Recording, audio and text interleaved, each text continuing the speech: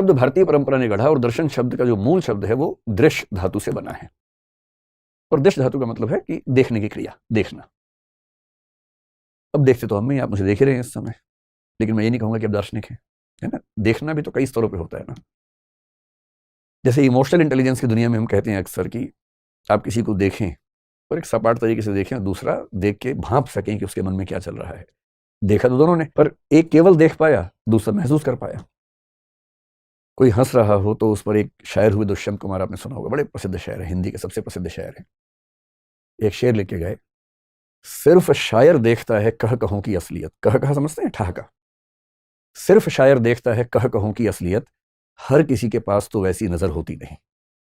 अगर चार लोग ठहाके लगा रहे हो ना, तो केवल शायर ही देख पाता है कि कितने असली हैं और कितने लोग अपना गम छिपा रहे हैं। तुम इतना जो मुस्कुरा रहे हो, क्या गम है जिसको छिपा रहे हो। एक तो ये दर्शन है कि आप वो देख पाए जो बाकी लोग नहीं देख पाए। पर ये जो दर्शन है ना, इमोशंस को देख पाना, ये इमोशनल इंटेलिजेंस कहलाता है। हम उसकी बात आज नहीं कर रहे हैं। हम बात कर रहे हैं कि संसार के बारे में और तमाम चीजों के बारे में कुछ ऐसा देख पाना जो सामान्य नजर से दिखाई नहीं पड़ता। और इसलिए आपने एक शब्द शायद कभी सुना होगा। एक तो आपने सुना है कि हमारे पास आंखें हैं, आंखों के लिए संस्कृत में एक शब्द चलता है चक्षु। सुना है आपने चक्षु शब्द? आपने एक शब्द और सुना होगा, और वो शब्द है ज्ञान चक्षु। और कई बार लोग बोलते हैं कि आज मेरे ज्ञान चक्षु खुल गए। बहुत मुहावरा है, आम भाषा में चलता है। ज्ञान चक्षु बोलते हैं, कहीं कहीं प्रज्ञा चक्षु बोलते हैं। प्रज्ञा बुद्धि का सर्वोच्च स्तर माना जाता है फिलॉसफी में। कहीं कहीं एक शब्द चलता है दिव्य चक्षु, कि आज दिव्य चक्षु खुल गए, यानी कि अब मैं कुछ ऐसा देख पा रहा हूं जो पहले दिखता नहीं था।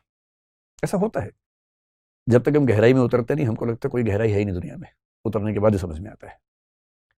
और इसलिए सबसे आसान है किसी को खारिज करना, सबसे आसान। बुराई करना, खारिज करना मुश्किल है। गहराई में जाने के बाद, समझने के बाद ये कह पाना कि ठीक है कि गलत है। तो भारत में दर्शन का मतलब है प्रज्ञा चक्षु, ज्ञान चक्षु के स्तर पर जाकर इस दुनिया को, जीवन को, जीवन के रहस्यों को समझने की स्थिति में आना। मोटा मोटा मतलब मैं आपको समझाता हूं इसका क्या होता है।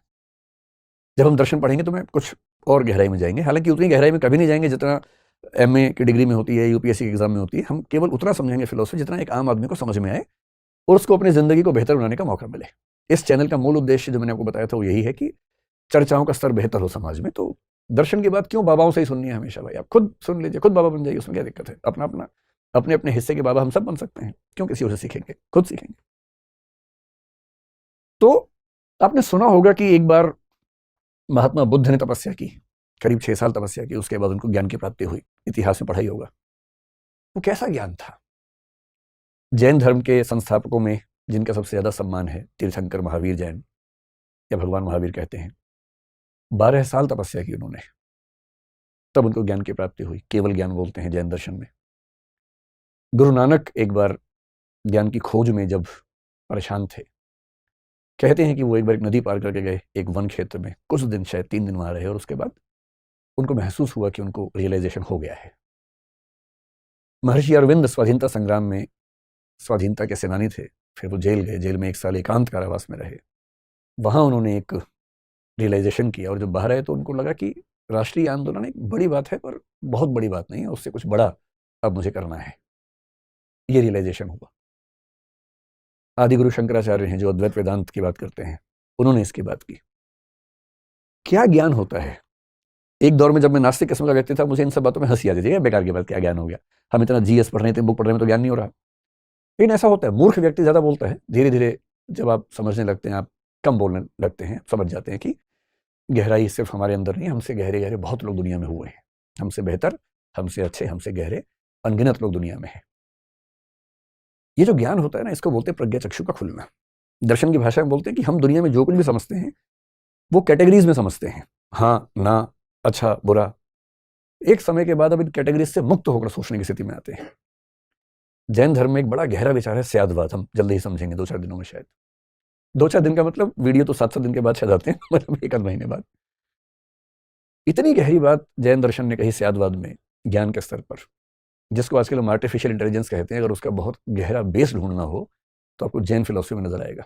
तो जब आपकी ज्ञान की क्षमताएं अचानक बढ़ जाएं, खुल जाएं, और आपको ऐसे ऐसे सत्य नजर आने लगे जो पहले नजर नहीं आते थे, तो हम बोलते हैं कि आंखें तो वही हैं, पर उन्हीं आंखों से अब दिख कुछ और रहा है।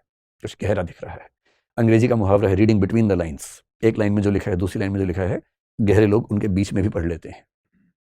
गहरे लोग शब्दों के बीच के गैप को भी पढ़ लेते हैं, और गहरे लोग कह के नहीं कहते, उनका कुछ नहीं कहना भी कहना होता है, साइलेंस को भी पढ़ लेते हैं। इसको बोलते हैं ज्ञान चक्षु, प्रज्ञा चक्षु। आपके तो खुले ही हुए देख के लग रहा है, लेकिन मतलब आसान नहीं होता है मुश्किल काम होता है।